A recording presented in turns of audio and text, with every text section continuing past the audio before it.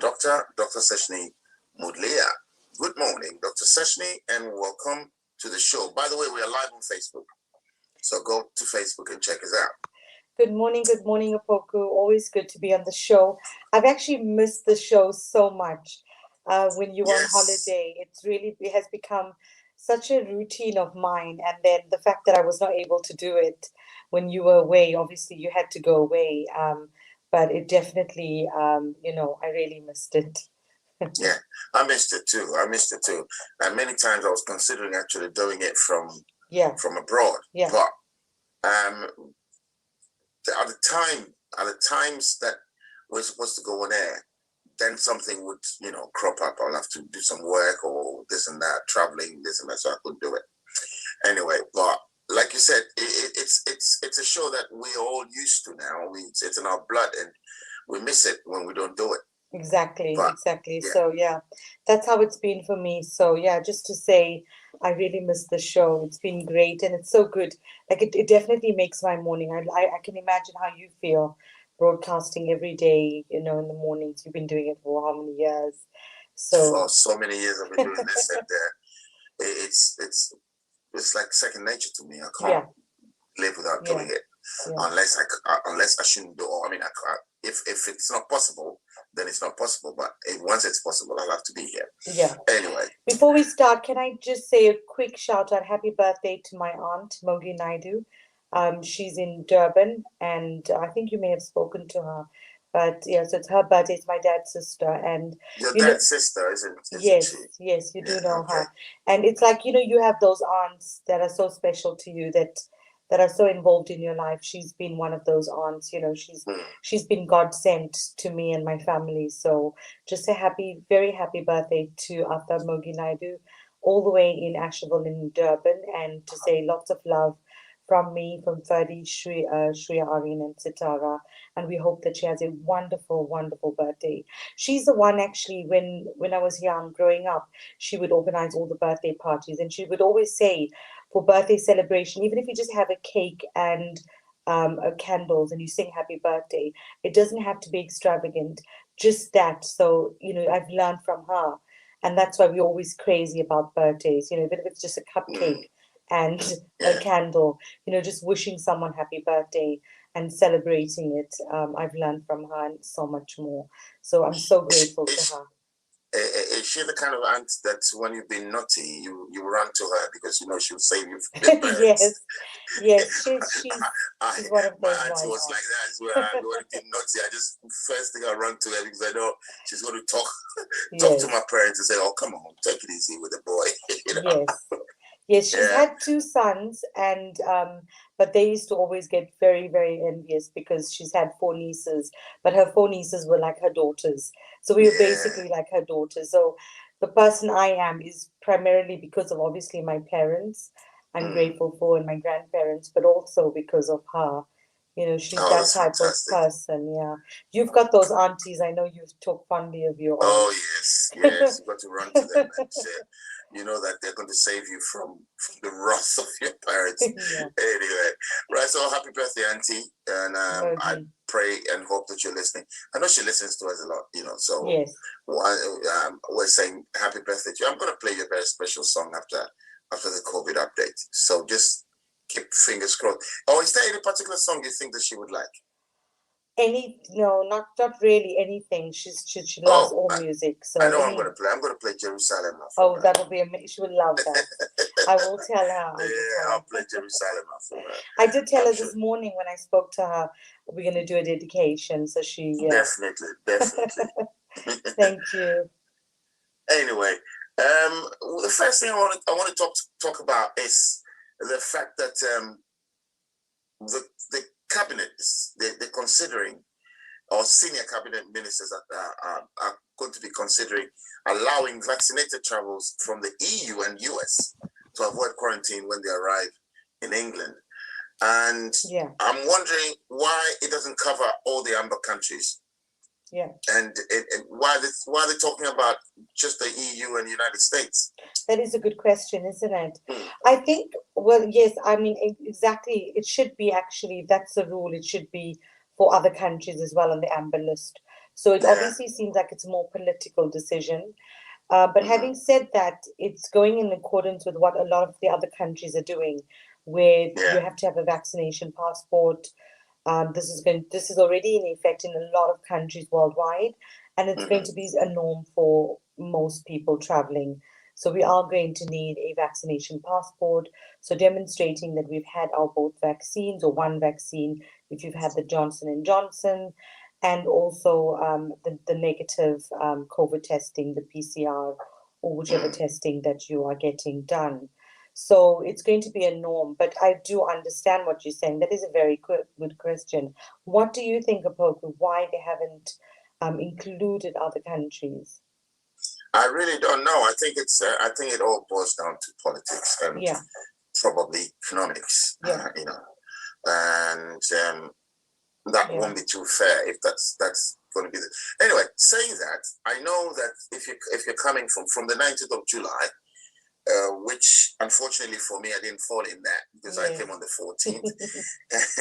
But the new guidance is that after the 19th of July, when you come from an amber country Yeah, and you're fully vaccinated, you do not have to quarantine, yeah, but you must have a negative test to come in and also do a day 2 test.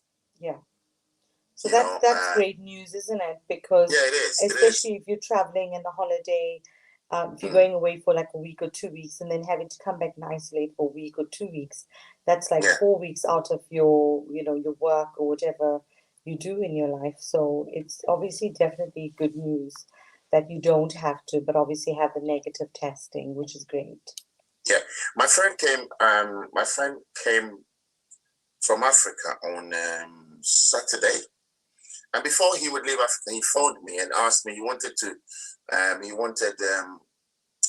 the website of the company that I used for my day 2, day 10 tests. Yeah, You know, and so I said to him, no, you don't do that. You just because you're going to be coming after the 19th, so yes, don't. Otherwise, you'd pay for day 2 and day 10, and then you wouldn't need it. yes. So we went on the website and we realized that he needed a day 2 test. So Okay, he paid for that, just a day 2 test, and he's yeah, here.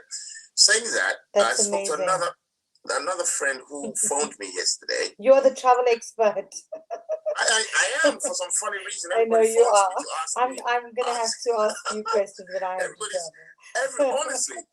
I mean, truthfully, I've had about nothing less than 10 people, friends phoning. Oh, what do I do? How do I get tested? All that. Yes, Oh, maybe I should set up an office and start I think charging. so. Yes. Anyway, so this other friend phoned me yesterday, just last night, and I said to her, "Oh, well, you don't need to quarantine, do you?" She said, "No, I do." And I was wondering why, and then I came to realize that she only had one jab. Okay. She's only had one jab so Yeah. far. So I said, well, that's yeah, because she had to pay for day 2 and day 10, and Yeah. that's what's going on. But I'm Well, you don't surprised get. that we have to pay for the testing still because some countries, if you go into other countries, as I said, I was supposed to go to Luxembourg this coming week, but because of the restrictions, third country nationals are not allowed in Luxembourg. But in Luxembourg and a few other countries like France, if you're from that country or even if you enter the country, the testing is free. So I'm surprised that they are asking people to pay for the test or Well, yeah, it used to because be it two hundred can and be ten. quite costly still, It is. It is quite expensive. I mean, before the main company that the government was using was charging £210. Yeah, So you'd have to pay £210 before. So can you imagine if you have like your family? So yeah, there's 5 of you. 5. You're paying over £1,000 just for day 2 and day 10 Yeah, tests. And then but now there's so many other companies, different companies that the government approved companies that you yeah, can use, and some of them charge as low as £90 or something. But even that is a lot of money, you know. yeah. That So is yeah, quite a bit, I would say. But yeah, I was just thinking, Apoku's COVID travel advice. You should start that. You see, you get it free on when you tune into a Chubby Breakfast. You got you get it free, and then you get expert advice from consultant psychiatrists as well. So yeah, keep tuning in and keep listening to the COVID update here on a Chubby Breakfast. Oh, thank you. Anyway, Yeah, no, that was great. I mean, yes, traveling, obviously, I think travel is going to be so much more important now because it's been like over a year and a half. People have had to halt all their travel plans, change it, had to rethink where they were going on holidays. And especially in the UK, I think a lot of people have just stayed in the UK, having spoken to a lot of people. I wanted to just comment on, because I was in London the weekend. yeah, And actually on Monday and Tuesday, I wanted to be on radio, but because of work and the weekend, it was just not possible. But I would have yeah, liked to given you yeah. the update on Monday. But the kids had to be at the Light Centre in Croydon, the Secure Mm-hmm, Mahi Curry Centre for the course, so the Friday, Saturday, Sunday. So we did, Ferdinand and myself and the kids did a lot of traveling in London, central mm-hmm, London and Croydon area. And we had just done the radio saying, that the guidance was from the 19th, where Freedom Day, where mm-hmm. the government decided that Boris Johnson and the team decided we no longer needed to wear masks. I wasn't surprised, but in London, Opoku, in the tubes, on the streets, in the malls, all over London, people were wearing their masks. Yeah, I yeah. don't know what you have to say about that. Yeah, well, I was going to say, I was actually waiting for you to say that because Yeah, because that's one thing I noticed as well. yeah, Everywhere you go, people are still wearing yeah, masks, which I think it's great. And you, according to the guidelines, you do not have to wear the yeah, mask, but everybody's wearing it, or well, most people are, yes, which is great because then people we've become conscious yeah, of the fact that this COVID thing is sort of come to stay with us, and we'll have to protect ourselves yeah, and our loved ones from it. yeah. So whether the government says we should wear masks or not, people are still going to wear masks, I, and I people are can still wearing I can masks. promise you, London compared to Mm, Milton Keynes and Bedford, we're going to see so much more people. There were a lot of tourists because we were in London Bridge area, so we were in mm, central London, and we were in the underground, the tubes, Leicester Square, Croydon area, at the center in Norwood Junction. So there was a lot of people, like hundreds of people, and even late at night. So we were on the Friday evening, we were quite late at night in an open area by London Bridge, and it was packed with people. I mean, hundreds of people, but mm, most people had masks on. I don't think I spotted people without masks. There mm. might have been the odd one or two, but most people had masks on, and even on the underground. So it wasn't surprising, as I said. And to be honest, I'm relieved in a sense that Yeah. people are wearing their masks, and I'm sure you feel the same because you Oh said yeah, I do. in order I to do. protect The yourself. only other question I wanted to ask was, I have not heard anything about wearing or lifting the well, let me try and phrase it properly. My English is disappointing me this morning. Well, on airplanes, Yeah, I know when the government says that you don't have to wear masks to enclosed areas, yeah. like to shops and stuff like that, even though people are wearing it. Um, what about on airplanes? Can you go on an airplane? Do you know? I mean, I don't know if you know, but I don't. Can you go? Can you fly without wearing a mask? Are you allowed to? Well, I think it will depend on country to country, which country you're going to. I would imagine that from the UK to other countries, we would be asked and required to wear a mask. Yeah, that Um, what you're talking about when you land in that country. I'm talking about when you are on the plane flying. I don't think it would be compulsory. Oh, okay, Yeah. okay. Because I You think we know, did discuss this last week. We were wondering about it. I'll try and find out some more information from yeah, I'll people that try I and get know. on And the internet and find some I think you information. need to start that Opoku's travel advice. Maybe I should. Yeah, So we can yeah, discuss all these issues. yeah. But yeah, no, definitely, I'll find out more information. But it's just reassuring, even though that there's so many people that have been vaccinated in the country. We know that 29-year-olds are also being vaccinated. They're also considering vaccinating children from next month. We need to discuss that. So despite people being single and double vaccinated, millions in the country that have been vaccinated, people are still wearing their masks, which suggests to me that people are taking this very seriously. They don't want a third wave. As we continue to see the numbers rise, yesterday we had the last 24 hours, we will discuss it, but the last 24 hours was 131 deaths, which is quite a high number That's because quite every high. life matters. And I think that is a very high number. I was quite surprised. I heard Yes. it a lot yesterday on the radio, but I also read it this morning. So, and we've had, but they are saying that even despite that, we've got 131 new deaths in the UK. We've got 23,511 positive cases, which is the seventh day that the numbers have gone down. So Okay. it seems the numbers have gone down, but the number of deaths are high. And why is that? I'm not sure.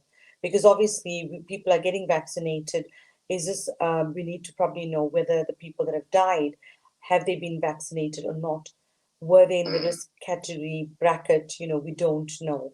But what I can say is that from what I've heard and read, more and more people are getting vaccinated. So I would encourage people that haven't gotten vaccinated, if you think that you need to get vaccinated, a disclaimer that we're just giving advice. It's not something that we're not offering treatment, but just offering Mm. advice that if you need to get vaccinated and follow the government guidance, speak to your healthcare professional and the GP practice, and you can arrange to get vaccinated because there's enough centers, vaccination centers, and appointments available. Right. The other thing I wanted to well, since we're talking about vaccination, the other thing I wanted to talk to you about is or ask you, it's a question. Why are the young ones not being vaccinated with the AstraZeneca? Why are Yes. they being vaccinated? I think it's the Pfizer and the Moderna. Yeah. Yes. So at the moment, yes, Pfizer, Moderna, and AstraZeneca, those are the main vaccines in the Yeah. UK, and obviously the Johnson and Johnson and some others. But in terms of children, because of the risk of the clots and the other side effects of the AstraZeneca, it's Mm-hmm. not deemed suitable for young children. For children. So I read this morning that UK wants to vaccinate children. We did read that, and we know that they are encouraging 12 to 18s with obviously underlying Mm. conditions. So, as a learning disability psychiatrist, the conditions that we've seen is it's people with genetic conditions, people with Down syndrome, people Mm. with learning disability, and with underlying heart conditions and lung conditions. So anyone who's more vulnerable, um, 12 to 18s are being encouraged to have the vaccinations. Having said that, I'm not certain about the other um, children. So in terms of people that are not high risk, will they Mm. be vaccinated or not? Because obviously there is still ongoing discussions. I've read that India is starting to roll out the vaccine for children. Mm-hmm. So that's going to happen. US has started that a few weeks ago. They started vaccinating children. So Mm. I think it is going to be something which is going to happen. But I think again, it's going to be each person's choice whether they feel that they would want to get vaccinated and they would get their children vaccinated. Okay. All right. Let's move away from the United Kingdom. One COVID story that caught my eye is that of Sydney's lockdown in Yeah. Australia. And on the news, I'm looking at the news right now, and it says that Sydney's lockdown has been extended by another month as COVID cases continue to rise. Australia's largest city has been under stay-at-home orders since late June due to an outbreak of the Delta variant. And more than 2,500 people have been infected in Sydney's worst outbreak this year. New South Wales, of which Sydney is the capital, reported 177 new cases on Wednesday, the most in a day since March 2020. I wonder what's happening to Australia because they were doing so well. And but one thing I've noticed about Australia is as soon as they have two or three cases, they shut down the whole city. There's lockdown. Yes. And then everything becomes okay. And then something comes up again, and then they shut down again. What's your take on this? Yes, no, they've done extremely well in terms of the pandemic, in terms of managing the numbers. They've done extremely well.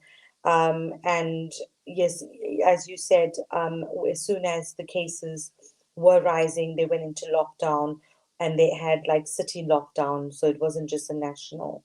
So it was obviously to control the areas where the numbers were high. But looking at the news and what's going on now, obviously they are concerned of the Delta variant. So it seems to be spreading. You asked what could be happening. I'm wondering whether the statistics of the number of vaccinated people has a role to play, because they're saying just 16% of the adult population in Australia is vaccinated. Why is that? So I don't understand, because I was thinking, I'd always thought that Australia were quite strict and they wanted, they put their foot down. So why are people not being vaccinated in Australia? Yeah, they said that they can't afford it. Yeah, they said critics have blamed the low rate on the federal government's failure to secure more supplies of the Pfizer vaccine. And they also attributed to the confidence in the AstraZeneca being undermined by mixed messaging about its rare blood clot risk.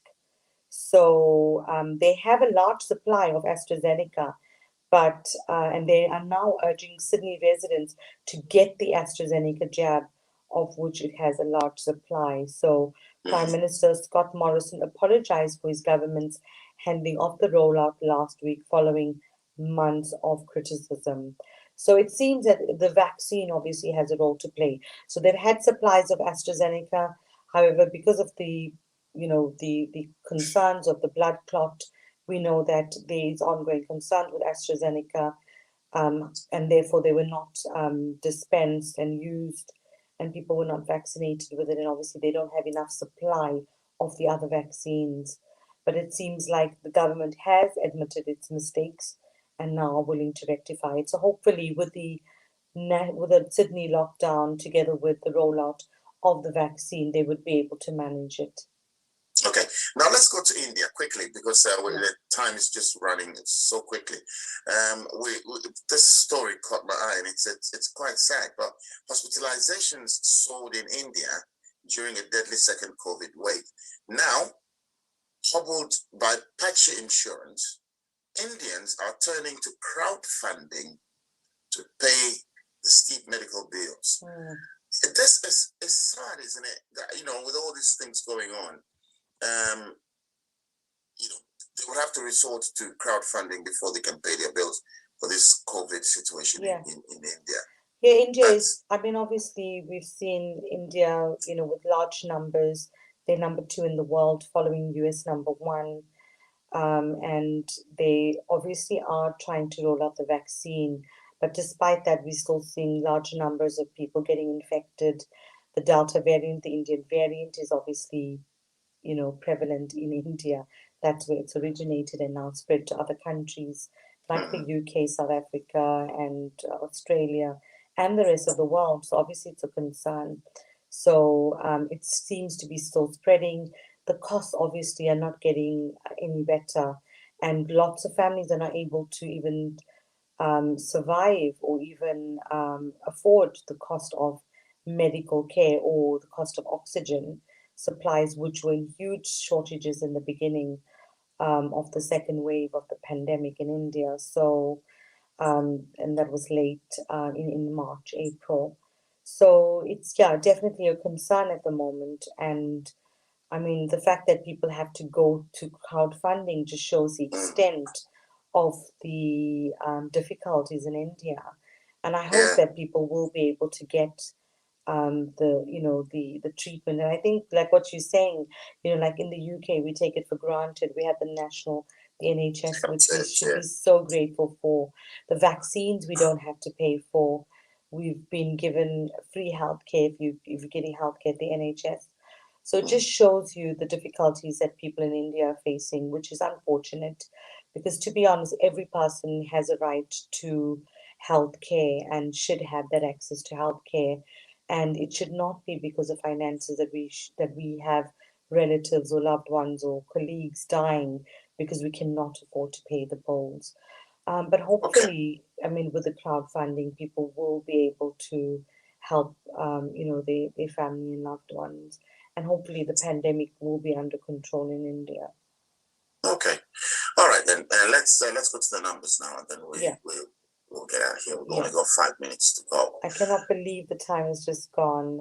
So I'll just Yeah. refresh. It's I know what the problem is. The problem is you and I. When we get together, we just chat. Just keep chatting.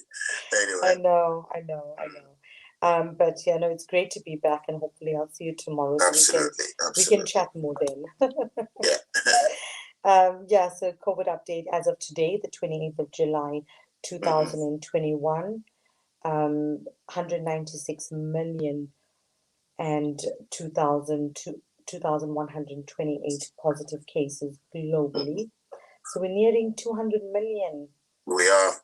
So it's We quite a are. large, large That's number. scary. Mm. It is when you said that. I remember when we were nowhere near 10 million, and we were saying, you and I were saying, oh, very soon we might get to 10 million, and look at where we are now, Yeah, almost 200 million. no, Anyway, let's go on. yeah. So number of deaths, 4,193,297. So still on the increase. Total recovered,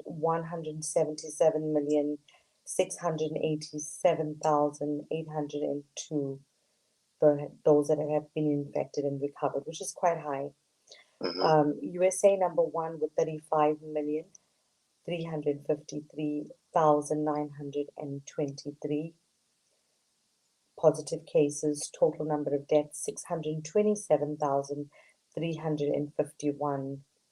India number two with 31,484,605 positive cases, with an increase of 1,194 in the last 24 hours, Mm-hmm. with 422,054 deaths.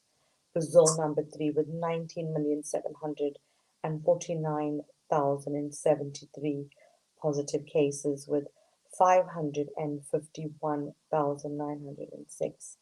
And Russia number four with 6,172,812 positive cases, with 155,380 deaths. And France number five with 26,115 positive cases, with 111,695 deaths. And UK number six with 5,745,526 positive cases, with 129,303 deaths. South Africa number 17 with 2,391,223 positive cases, with 70,388 deaths. And just going to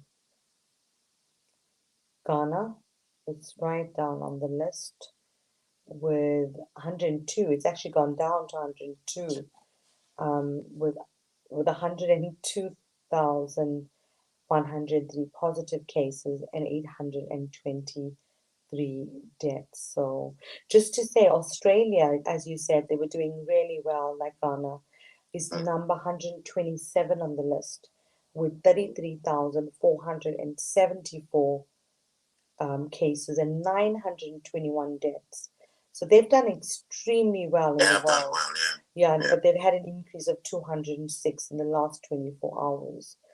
Okay. And then in terms of the UK worldometer, as I said earlier, there's 131 deaths in the last 24 hours, with 23,511 cases. The day before, the 26th, was 24,855 new cases with 14 new deaths. And the day before that was 28,891 with 28 new deaths. So there definitely is a concern in terms of it's the numbers. I'm a bit concerned about the number of deaths, and yeah, me I too. think we really need to be careful still. I think we Mm, can continue, but I think the rules and the guidance from World Health Organization from the beginning, Dr. Tedros and his team is, wearing a mask, hand sanitizer, maintaining social distancing, washing your hands, mm, if you do have symptoms, isolate. And if you are vulnerable, you need to take special precautions and isolate and shield. Make sure you're taking care of yourself, and also avoid contact with people with the virus. And if you are in contact, you need to get tested and self-isolate, and obviously get vaccinated if you haven't gotten vaccinated already, because I think it all boils down to the new variants, and especially the Delta variant, which is a concern. So stay safe, spread the love and not the virus. And thank you so much, Opoku, for this morning. It's been absolutely brilliant to be on, and happy thank you birthday too. again to my aunt, Mogi Naidu. Yeah, I'm going to play her song Jerusalem right after this. So thank you very much, Dr. Session, once again for coming, and we'll see you tomorrow. See you Have a tomorrow. fantastic day. Right, and All right. have an amazing day, Opoku. Lots of love Oh, to bye. everyone. Bye. Bye for now. Bye for now. Bye-bye. Thanks.